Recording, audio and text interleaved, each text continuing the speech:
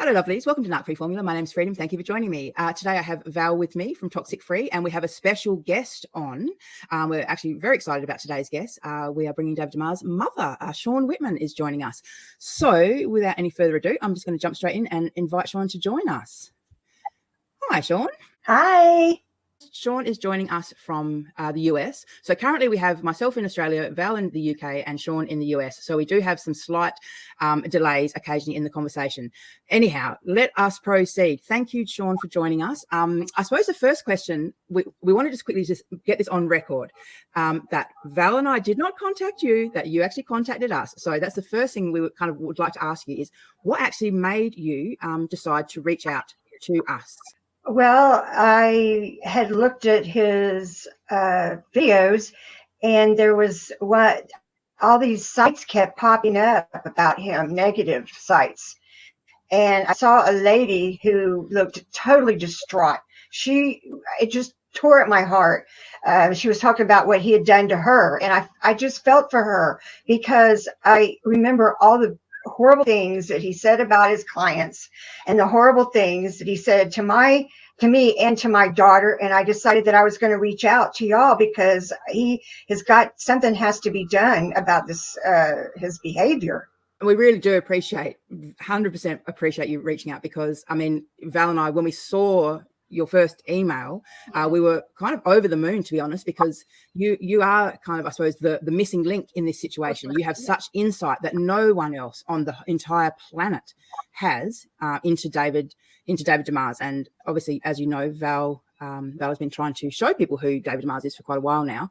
So we are so very excited and honoured that you've decided to come and talk with us in an attempt to expose David. So for the viewers, let's just start at the beginning, I suppose. Let's just backtrack. Won't go into in depth because it's obviously kind of a very personal and painful story.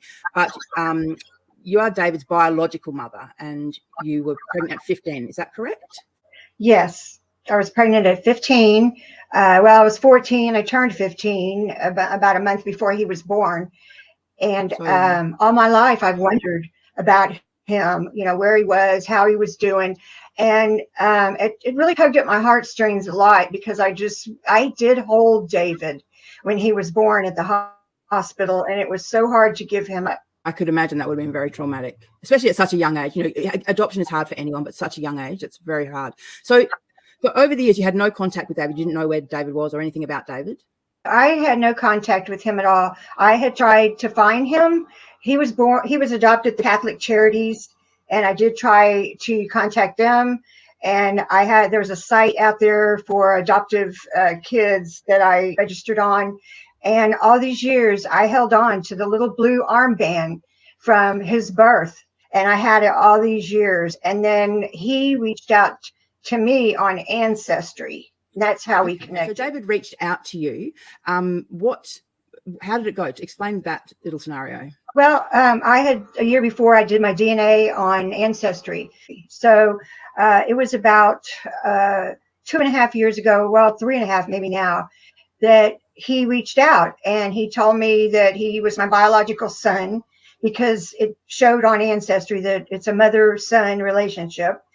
And I was like over the moon. I was very excited. I was very, happy. I mean, I cried really hard, called my mom. She was excited because it was traumatic for my mom too, because she had to be there when I signed the adoption papers. And so, so he contacted you on ancestry.com. And what you've told us, he ended up living with you, which is a little bit strange. I've got to say, just purely because of his age, but.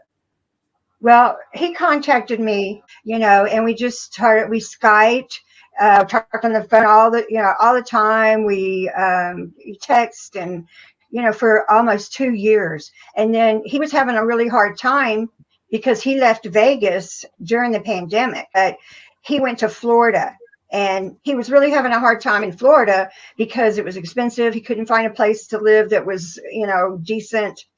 And so I had offered before if he wanted to come here and, stay with me a little while, that we could do that. And so he agreed, and he ended up coming to my house and staying here with me for about 6 months. Was it when you first initially offered, did you even think that he would ever stay for that long, or did he just end up staying?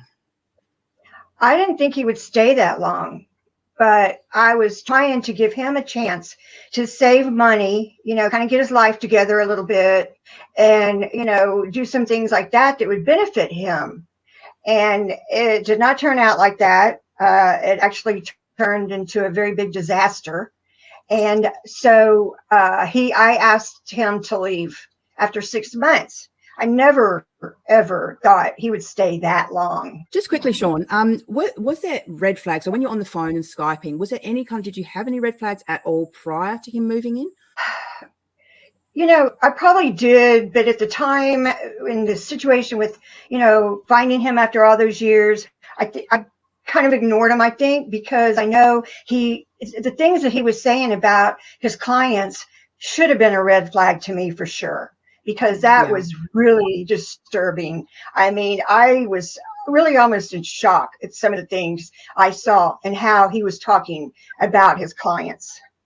Actually, that's something I wanted to raise. I wanted to let people watching know that you, although you are retired, you were a RN, so a registered nurse, working for, I think, 30 years, you said you were an RN? Is that correct? Yes.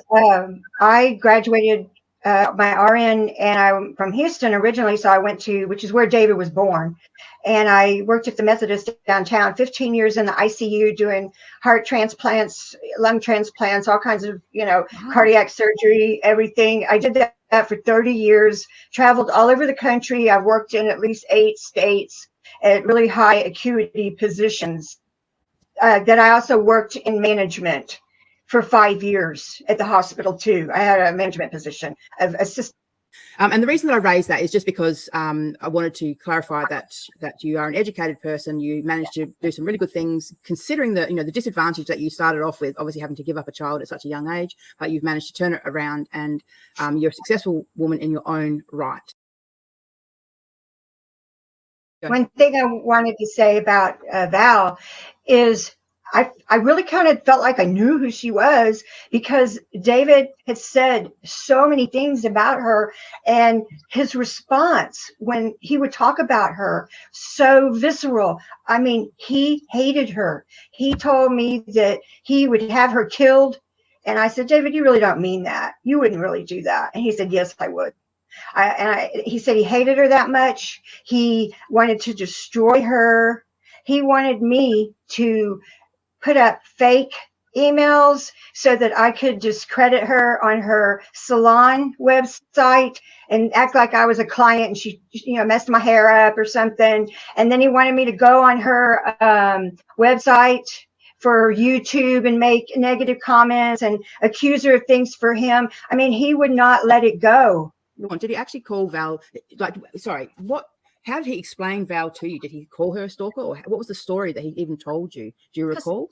Well, no, I was just quickly going to finish off. The fact is that the reason the person, David, is so, hateful towards me and wants me dead is because I know things. I have information on David, and that's why he is that bitter towards me. He's not bitter towards me or hateful because I'm a stalker, because if I was, he would let the police deal with it, which he keeps saying he has, but he would let the law deal with me if I was a stalker out of his control. But for somebody who hates me so bad, that is because I know stuff about David and he feels threatened. Yeah. No, it has nothing to do with stalking. David told me that y'all had been friends for a year and a half or however the time frame, and that you wanted to get at, he was going to help you with his YouTube channel, and you were going to help him. And then for some reason, when you decided not to, he got mad and then he started, he got mad at you for that.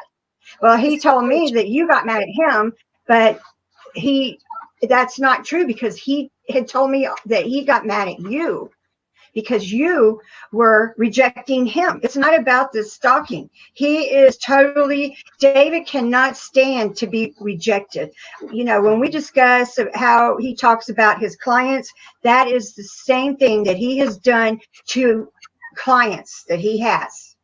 Same thing. And when he talks about Val, he gets this response. Like if he's sitting down, he will get up out of the chair, and you'll notice he flails his arms a lot, and he'd start flailing his arms and cussing. He had a friend in New York that was also a client, an ex-client of his, that had been a detective, and she was going to help him in London or England, where as far as your stalking goes. Well, she came back and told David that there was nothing that could be done because it's a different country.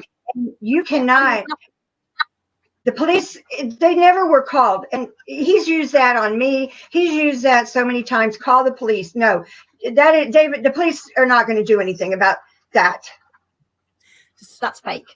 That's just to show, it's to make a completely different narrative as to what the truth is. I kind of rejected him, and he obviously is very, very angry. Mm. That's why I got attacked. But when I get attacked, I obviously then made videos about the attacks, and it all kind of carried on from there.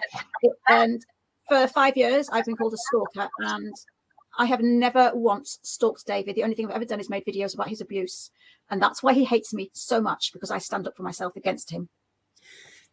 When he would be talking about Val, he would get so angry, and he would grit his teeth, grit his teeth and tense his face, just like on a dime, just like, he just couldn't stand to even hear her name. That's how angry he was at her.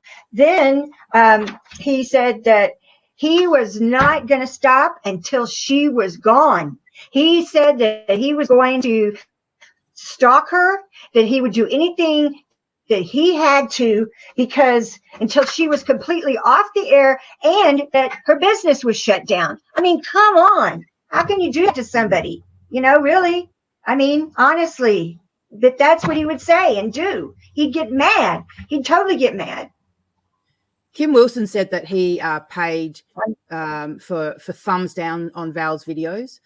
Kim Wilson actually said that he pays for thumbs down on Val and anyone else who tried to expose him, basically. So the fact that you're confirming that he tried to get you to do fake reviews on Val's hairdressing website, just once again, just confirms what Kim Wilson has said. Even though I don't like or trust Kim Wilson at all, I think that when she said this stuff, she was being genuine when she was telling the truth about David in this particular account where she told the truth, which was rare, but she did tell the truth. So that just proves and confirms that he absolutely does play dirty, which is, once again, the complete opposite of what he says he does in the video. He says one thing, does another. About me. He never mentions my name. And what did you say about he wanted her dead? What was that bit again? Yes. He told me that if he could afford to hire somebody, he would kill her. And as we were sitting at the table, I said, David, no, you don't want that. I said, come on. And he said, no, I'm serious. He said, I would kill her. I would have her killed. He said, yeah, he wanted Val dead. And he said, haven't you ever hated anybody so much you wanted them dead? I said, no, not that much. No. I mean, David's he's vindictive. He will keep on going. He will make it seem like it's her. He's doing it. He's intentionally doing it. And he's consumed with it. And, my whole point is he's a narcissist. And the fact that he won't let it go, like any other person who is a normal, emotionally stable person would just go, oh, well, especially a life coach. You're not going to let that get to you. But David could not let it go because he's a narcissist. He could not let it go. On and on. It's interesting that you think that he is a narcissist. Obviously, none of us are psychiatrists, none of us can diagnose, but just from your personal and professional experience and understanding of narcissists, it's interesting that you yourself actually think that David is a narcissist. That's very interesting. Without going into too much depth, because I am aware that, there's certain private aspects of this conversation, but there's definitely bits that need to be made public. But I would just like, if you can briefly, just to touch on. So you've had contact with David's adoptive parents, and what do they sound like to you? What was your impressions of them? They were so sweet, so caring. He was so upset, and he actually apologized to me for David using me and taking advantage of my emotions. He apologized. They even offered to meet me so that I could see that the people that adopted my baby were good people. And, he was really concerned. And really, honestly, he didn't have to be concerned. He didn't have to.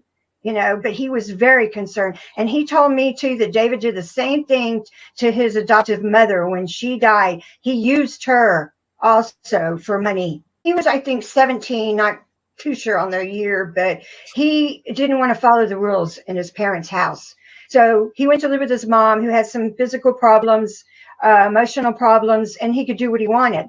And she came. So the she parents, also sorry, the came. adoptive parents were separated. Is that correct? The adoptive parents were separated?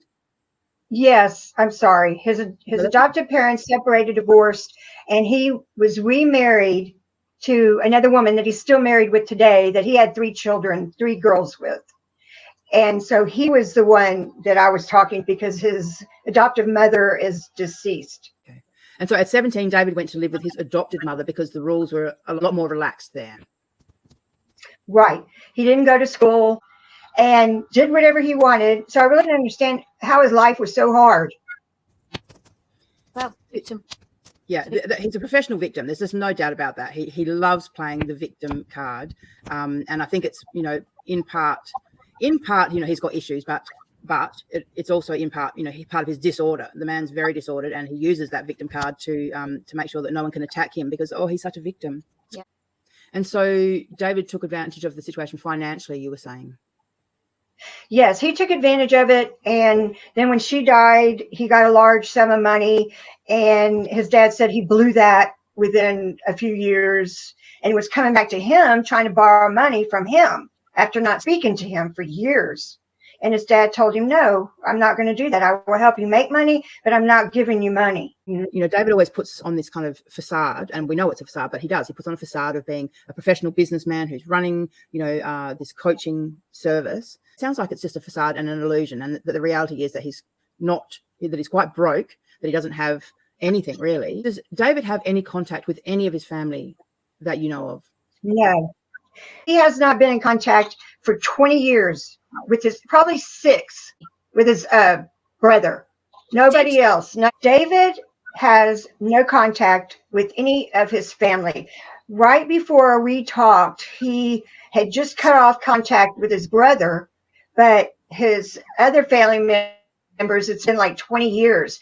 But this is a pattern with David, because he tells people to leave your family. I mean, that we can discuss later, but that was a big part of what really upset me. But yes, you're right.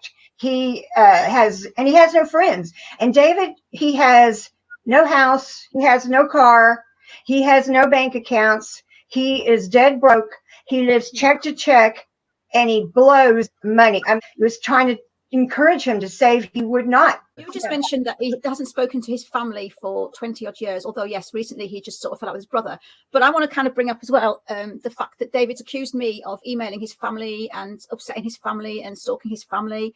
Now, if he's not speaking to his family, that is a blatant lie. And I just want people to listen to this, because, I want to get the truth out, that David lies when he says, and that's proved it to me, because you've just said he's not in contact with his family. So David can't actually accuse me of attacking his family if he's not in touch with them. Just wanted to put that out there for the listeners. Thank you. Sorry, I'm just, Well, let me elaborate on that too, because he has not spoken to his family in 20 years. Thank you. Okay, 20 years. His dad reiterated that and told me the same thing. And he was loved by that family, the Demars family. The fact that he goes around saying that he's been abused more than anybody. And to be honest, he had a good life. My daughter told him, she said, David, you've had more opportunity than most. Now, he could have gone to the best university in the world. His dad has a home in Italy. He could have gone and been so much. And his dad told me that when David wanted love, we gave him love. So all this facade, when David sits there and pretends he's been abused as a child, pretend he's had a hard upbringing, pretending that he's this victim and he's managed to bring himself up to being the good person he is today, it was all fake. None of it's real. He isn't a victim of abuse from his family. He got brought up. It's all fake to make him look more empathic and more appealing to people who he can victimize. Yes, exactly. He tells people his dad abandoned him when he was 5. I asked his dad that. He was drafted because he was in the military. He left and went to, I think, the Philippines because he was in the military. He was a military doctor. And so that's why he left. And then when he came back to the States, he got custody of David and his younger brother because his adoptive mother was too sick to take care of them. So he took them back. And David told me he loved his stepmother so much. He was very close to her when he first went to live with her. But then after a while, he said that she just changed or something. Well, his stepmother, she's also an RN. She was in the military as well. That's how she met his adoptive dad. She was a nurse and his dad was a doctor. So David often brags about having a college education. He makes little references to it. Can you clarify whether or not David actually does have a college education? David has no college education. He did not even graduate high school. And I know that because his dad told me. I reached out to his dad, which we texted, and we talked on the phone several times after all that happened. And his dad told me that he did not graduate high school. He has no college education. And he even lied to me once and told me that he went to Oregon State or something. And his dad said no. And I'm sure if he did, it would be on his profile. Yeah, that's a good point, actually. I'm sure if he actually did have a degree, it would definitely be front and center on his website. So that's really interesting. Inside information. So his father, for everyone who's watching, is his adopted father, not his biological father. His dad also told me that when David was a teenager and he became so involved in drugs and he was unruly, that they institutionalized him for about 2 months. And David also told me the same thing. And his parents told me that they went to all the family meetings trying to, work it out. And so that was another thing that David was upset about, why he didn't want to stay there either after he got out of the institution. And his dad also told me that every time David would have him and a new girlfriend would break up, that they would for some reason call him and tell him what he does, how he lies, and the things that he's been doing to them. Did his apparent abuser, who I know isn't his abuser, is more his victim, Ronnie, did she contact David's adoptive father? Yeah, she did. Yes, and he told me that they would all tell him how he would beat him up, abuse him, how it wouldn't work, how that it was just horrible situations. And that is specifically what his dad told me, that's what they would tell him. Wow. It's interesting because we've seen the text messages from Ronnie to Val, stating that David beat her. Black and bloody was the term she used.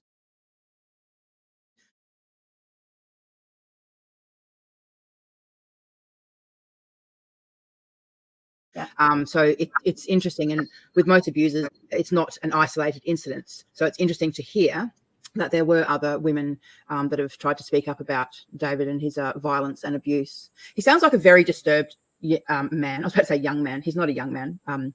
He's far too old to be living at home with his mum, to be holding grudges against family members, and to be carrying on the way he does. What was the final thing that made you actually ask him to leave, Shawn? Like, how did you get from, going from, obviously you would have been so excited when you had first contact with him, and then he's come, after 2.5 years, he's moved in, he's been at your place for 6 months. I mean, what was it like living with him, and what was the final straw of asking him to move out? It was really stressful living with him because he was always harping and always complaining about my daughter. He was always doing that. He wouldn't just let anything go. He just kept going on and on about everything. We had an agreement that he was going to find another place, and he told me that could I have a little more time, because if not, I'm going to have to go. I don't have any money, and I'm going to have to go live in some really low class place. Living with mummy, it just fascinates me. The amount of projection. I don't know how many of David's videos you've seen, but in one of his recent videos, he was saying, I think he was referencing both Val and myself, and it's just absolute projection, talking about, you know, having no life and no friends and no family. And no here, listen to what children. you're saying. It literally just sounds like it's 100% projection. He's just talking about himself. He doesn't have friends and he doesn't have family. He doesn't have money. After a few days of berating me and cutting me down and telling me he was glad I adopted him out. That's horrible.